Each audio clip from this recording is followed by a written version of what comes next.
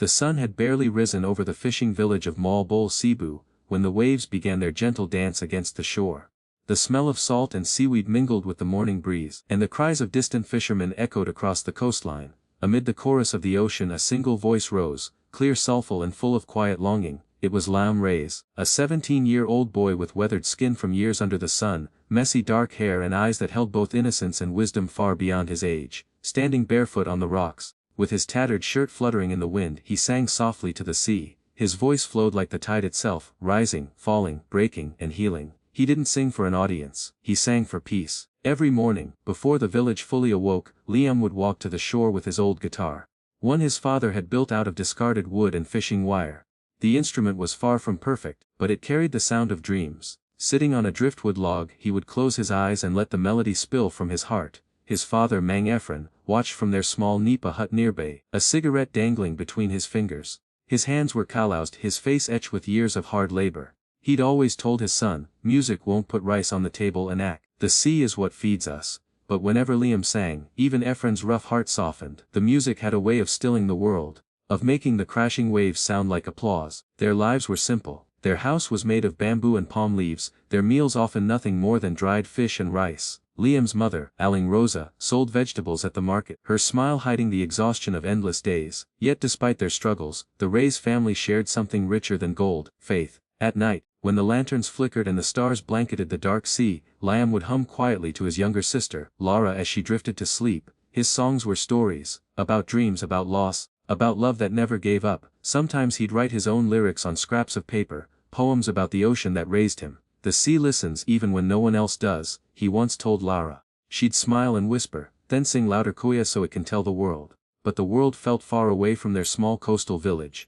For Liam, life was a cycle of helping his father mend fishing nets in the morning, selling small catches in the market by noon, and returning to the sea at sunset to sing again. He didn't know why he sang, only that he had to. His voice wasn't trained, he'd never had lessons or even a microphone. Yet when he sang, something within him came alive, something pure and unexplainable. The ocean seemed to listen, the wind seemed to pause. Sometimes, fishermen returning from the sea would stop their boats near the shore, just to hear him sing before docking. "Ah, that boy," they'd say. "He sings like he's talking to heaven." Still, in a place where survival was the only dream most could afford, Liam's music felt like a fragile fantasy. He wanted to study music in college one day, but how could he when his family could barely afford electricity? Then, one evening, life decided to listen. It was a calm Sunday, the sky painted orange and violet. Liam sat by the shoreline, plucking his guitar softly as the sun melted into the horizon. A few tourists from the nearby resort walked past, curious about the boy singing in Bisaya and English. One of them, a middle-aged British man named David Walker, stopped. David stood there for several minutes, mesmerized. The song Liam sang wasn't loud or showy, it was a quiet prayer.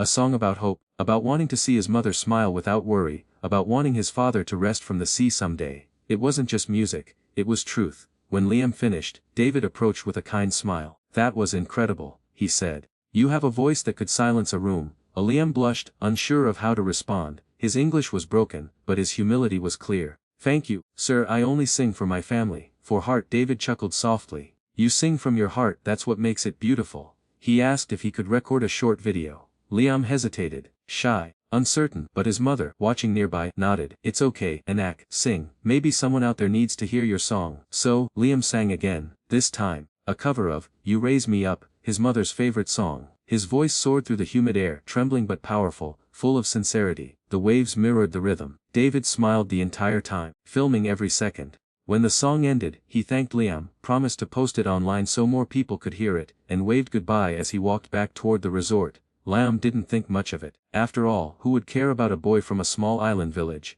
But 2 days later, everything changed. While selling fish with his mother in the market, Liam noticed people staring at him. A neighbor ran up, waving her phone excitedly. "You're on the internet!" Look, on the screen there he was, sitting by the sea, singing with eyes closed, the waves behind him glowing gold in the sunset. The video had been posted on Facebook and YouTube. It already had thousands of views, then millions. Comments flooded in. "This boy's voice is heaven sent. I'm crying. Someone get him on a big stage. The world needs to hear him." Liam stood frozen, the fish basket slipping from his hands. His mother covered her mouth in shock. His father, who rarely showed emotion, whispered, "Anak, the world is listening."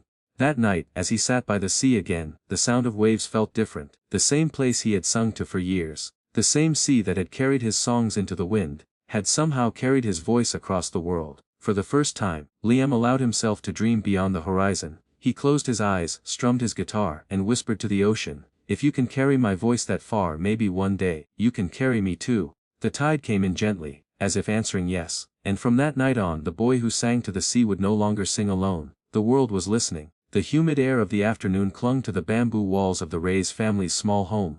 A pot of rice simmered gently over the wood fire, and the faint sound of seagulls outside mixed with the creak of the waves. It was an ordinary day in the fishing village of Moalbol, until a soft ping echoed from an old phone lying on the wooden table. Liam's mother, Aling Rosa, wiped her hands on her apron and glanced at the screen. She didn't use the phone often. It was a gift from a neighbor, mostly for emergencies and family messages. But the notification said something unusual. Message from Britain's Got Talent official. Her brow furrowed. "Linak, come here." "What is this?" Liam emerged from the small back room, holding his guitar as always. His younger sister Lara followed, curious. He leaned over his mother's shoulder, squinting at the message. His English wasn't perfect, but one word jumped out and made his heart race. "Talent." He ripped slowly, lips trembling as he translated aloud. "Hello Liam, we recently saw a viral video of you singing in Cebu. Your performance has touched millions around the world. We would love to invite you to audition live for Britain's Got Talent in London."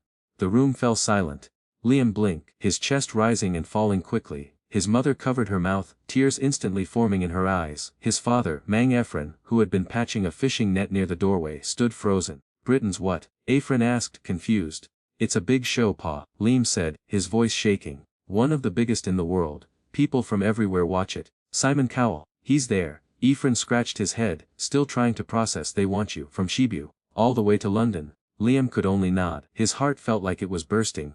A mixture of disbelief, excitement, and fear. Aling Rosa sat down heavily, the phone still in her hand. "But how? We don't even have passports, or money for a ticket." "Anak, it's too far." "I know," Liam whispered, staring at the message again. "But maybe this is a sign. Maybe the world really wants to listen." He opened Facebook to check the video. It wasn't just viral anymore, it had exploded. 23 million views, thousands of comments in different languages, messages from people in the US, the UK, Japan, all saying the same thing: "Get this boy to Britain's Got Talent."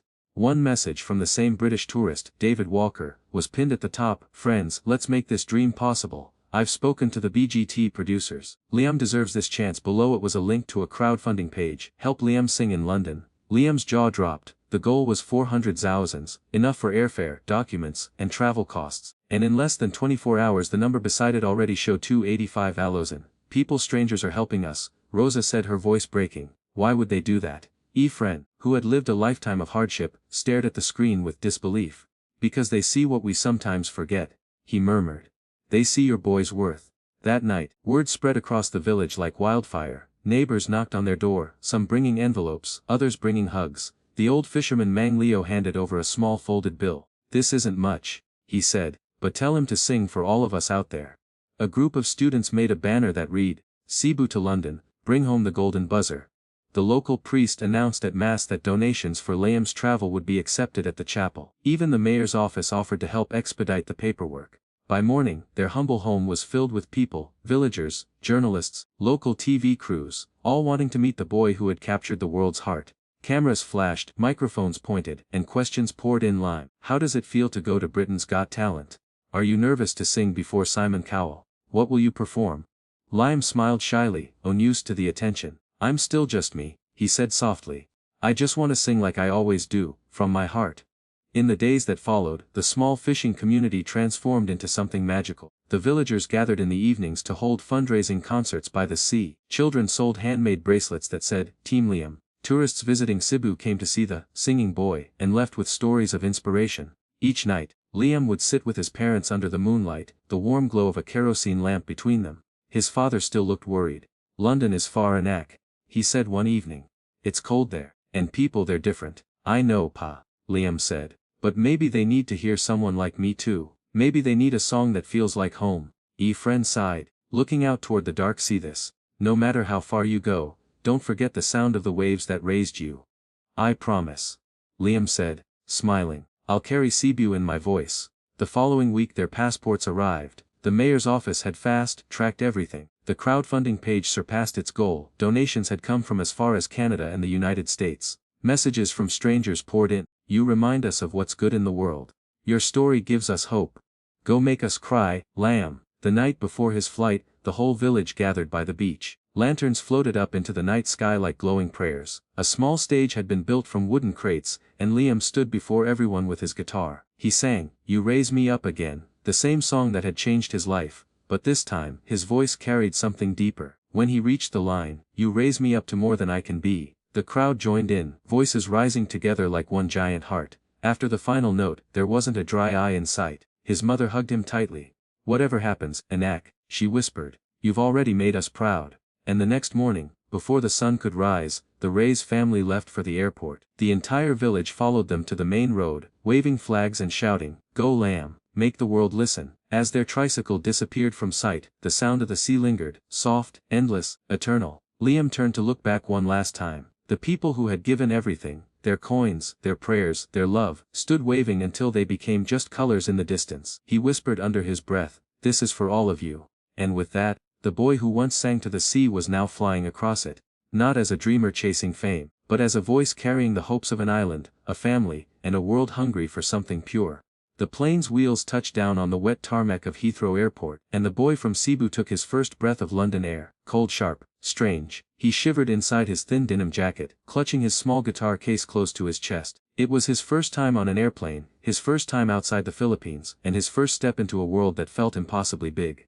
"Welcome to London," the flight attendant said kindly, and Liam smiled shyly, bowing his head in gratitude. His mother held his hand tightly as they walked through the crowded airport, eyes wide at the sea of people speaking in accents they barely understood. The producers of Britain's Got Talent had arranged a van for them. As they drove through the city, Liam pressed his face against the window, marveling at the fog, the endless rows of brick houses, and the glitter of lights over the River Thames. He whispered, almost in disbelief, "Pi, it's like another planet." His father chuckled softly, "Still has a sky, Anak, still has people, so it can't be that different." But as the van turned into the area near the theater, Liam's heart began to pound. The BGT logo flashed across the building in bright lights, and a line of contestants stretched around the corner. Dancers, magicians, singers, and people from every corner of the world. When he entered the backstage area, he could hear the crowd through the walls, laughter, cheers, applause, and the faint echo of a band performing before him. The producer, a kind woman named Sarah, smiled warmly at him. "Liam, when you walk out there, don't think about the cameras or the judges. Just do what you did in that video, sing from your heart, the rest will follow." He nodded. "Yes, ma'am." She adjusted his microphone and asked gently, "Are you nervous?" He looked down at his hands, they were trembling. "Little," he admitted. "Back home, I sing to the sea. The waves don't laugh softly. Then imagine the sea out there, okay? Imagine home." Minutes later, Liam stood behind the thick black curtain, hearing the murmur of thousands. He could feel his mother's eyes on him, filled with pride and prayer. His father squeezed his shoulder. "Whatever happens," Efren whispered, "you're already our champion." Then the stage manager called out, "You're next." Liam took a deep breath. The curtain opened. The bright lights hit him like a sunrise. The vastness of the Britain's Got Talent stage stretched before him, the judge's desk glittering at the front. Simon Cowell, Amanda Holden, Alicia Dixon, and Bruno Tonioli, each watching him curiously. Behind them, a sea of people, thousands of faces expectant and quiet. He stepped forward slowly, clutching his guitar, his heart drumming in his chest. Simon leaned forward. "Hello, young man. What's your name?" "I'm Lim Reyes," he said softly, his accent thick but clear. "And where are you from?" Amanda asked, smiling. "I'm from Cebu, Philippines." The crowd cheered warmly. Simon tilted his head. "You traveled quite far to be here, didn't you?" Liam nodded. "Yes, sir, very far. I sing at the beach to help my family." There was a murmur in the audience, the kind that happens when a room collectively feels tenderness. Simon gave a small smile. "Well, Liam from Cebu, we're very happy to have you. What are you going to sing today?" Liam took a breath.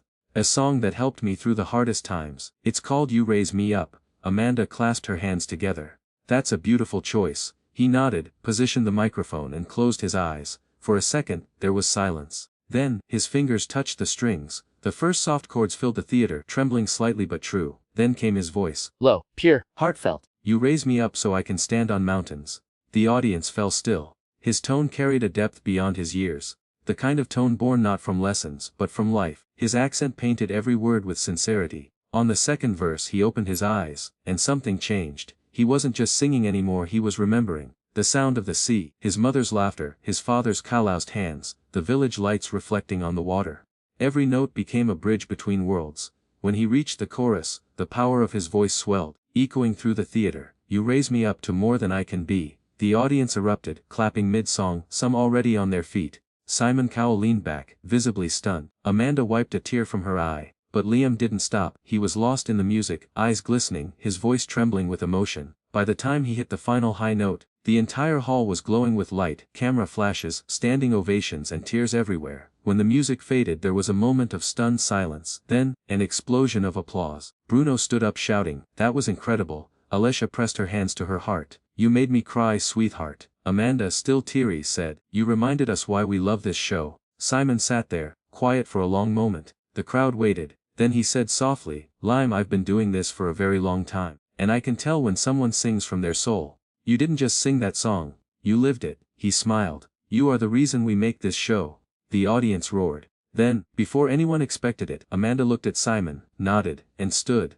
"I think it's time for something special." Her hand slammed the golden buzzer. The sound filled the room like thunder. Gold confetti burst from the ceiling, cascading down like a shower of blessings. Liam froze, wide, tears spilling instantly as the glitter covered his shoulders. His mother screamed backstage, her hands trembling, while his father wept openly, clutching her hand. The other contestants applauded, some wiping their own tears. Liam dropped to his knees, overwhelmed, his guitar still in his lap. Simon walked up to the stage, shaking his head in disbelief. He reached out and patted the boy's shoulder. "Never lose that heart, okay? Promise me that." Liam nodded through tears. "I promise." The crowd chanted his name, Liam, Lamb, as the confetti kept falling.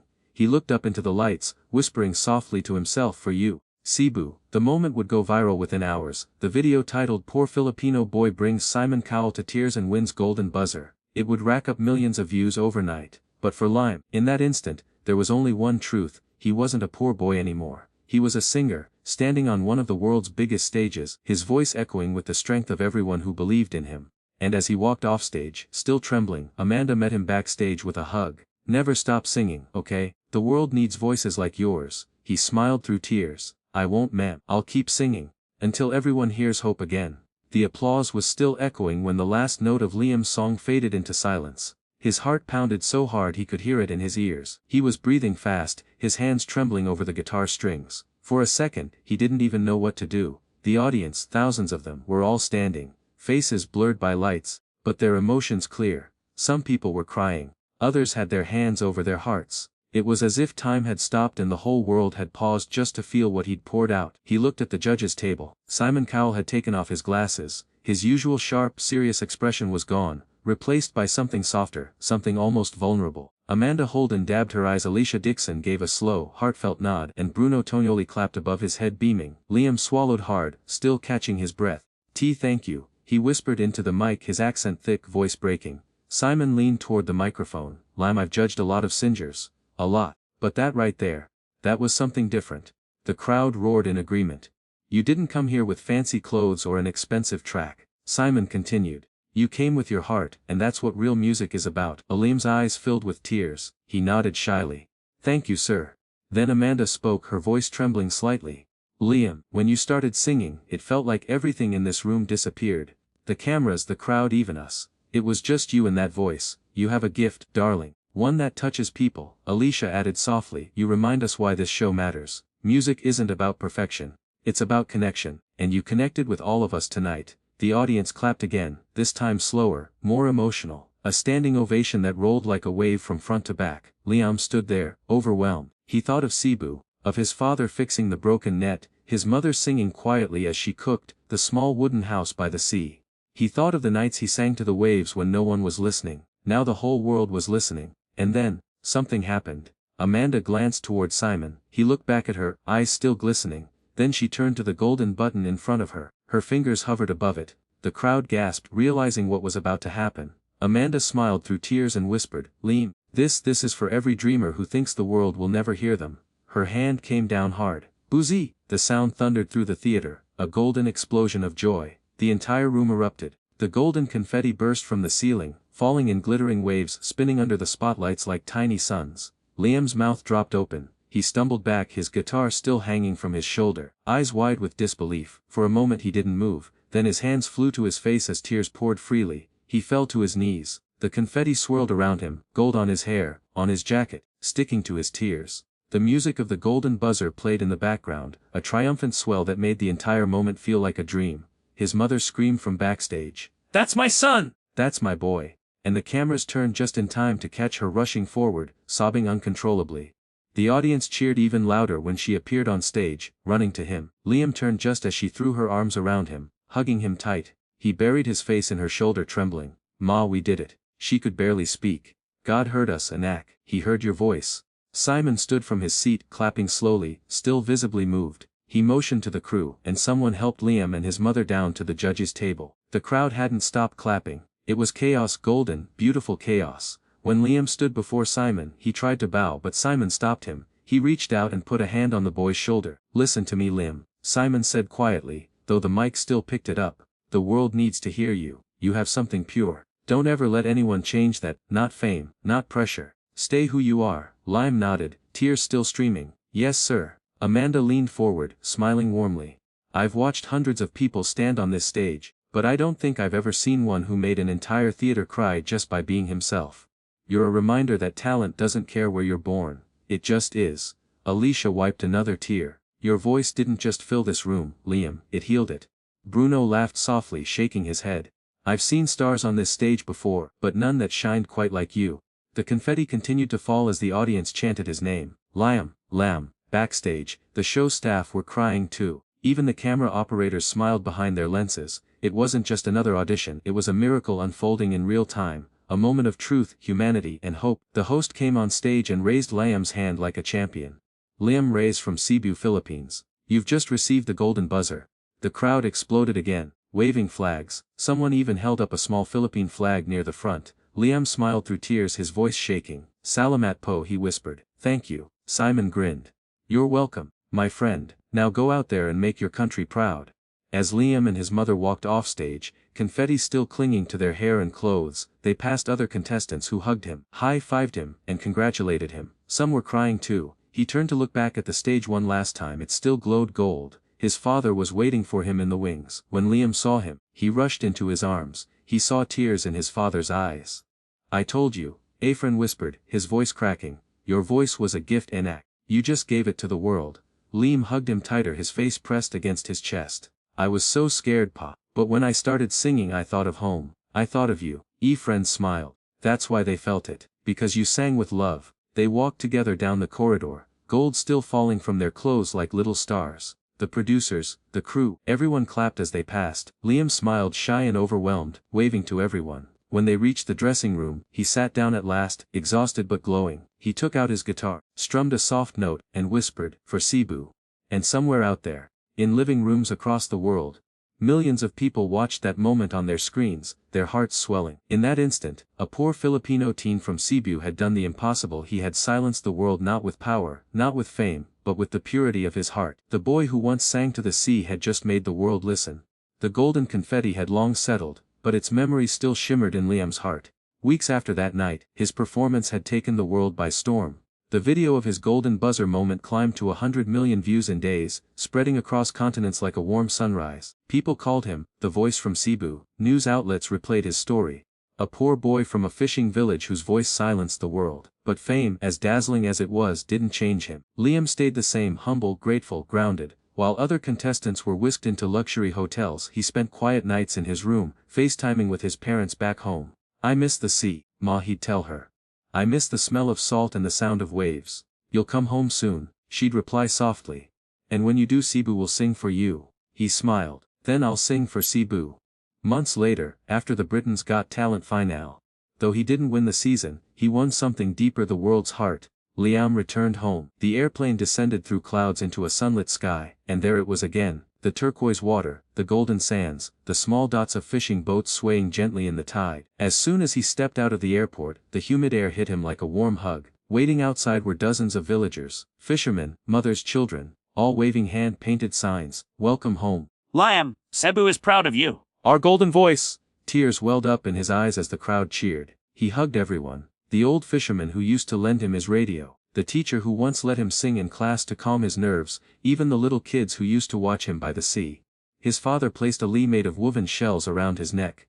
"The sea missed you, Anak," he said with a smile. That night the whole village gathered by the shore. They set up makeshift lights and speakers, and Liam stood barefoot on the sand, guitar in hand, under a sky bursting with stars. He sang You Raise Me Up Again, the same song that changed everything. The waves gently rolled in as if they too were listening, but something inside Liam stirred. Fame felt hollow if it ended here. He wanted to give back, to share what he'd been given. The next morning he sat with his father by the water and said, "Hey, I want to build something here, for kids like me, a place where they can sing, learn music, maybe even dream bigger than this village." Friend raised an eyebrow, smiling proudly. "You're serious?" Liam nodded. "Very. I was lucky, Pa. Someone found me. But most of these kids, they might never get that chance unless someone believes in them first." A few months later, construction began. With his savings from Britain's Got Talent, and the help of donations from around the world, the Cebu Hope Music Center slowly took shape. It wasn't fancy, just a modest 2-story building made of bamboo, wood and glass, but it stood like a beacon in the heart of the village. The sign at the entrance read, "You don't need wealth to be heard, just courage to sing your truth." Liam Reyes. When the center opened, hundreds came to see it. There were instruments donated from fans abroad, walls painted by local artists, and a stage facing the sea, where kids could perform just as he once did. Liam taught his first class that day. He stood before a group of barefoot children holding second-hand guitars and homemade tambourines. "All right," he said smiling. "Who here loves to sing?" Every hand shot up. He chuckled. "Then let's begin." They started with breathing exercises, voice warm-ups and laughter. Liam shared not just lessons about singing but about life, about faith, courage, and the power of believing in something bigger than your circumstances. One girl, barely 10 years old, raised her hand shyly. "Kuya Liam," she asked, "when you were poor, did you ever think you'd be famous?" He smiled gently. "No, I didn't dream of fame, I dreamed of being heard." "Are you happy now?" she asked softly. Liam thought for a moment, looking out at the horizon. The waves shimmered gold in the late afternoon light. "Yes," he said finally. "Because now, it's not just my voice being heard, it's yours too." From that day forward, music filled the village. The once quiet shores now echoed with laughter and songs every evening. The center became a place where children who once had nothing now found purpose, where old fishermen sang lullabies and mothers hummed along. Months passed. One day, a local journalist visited and filmed a short documentary about Liam and the music center. The video went viral again. Not because of his voice this time but because of his heart. People from all over the world sent donations, messages, and instruments.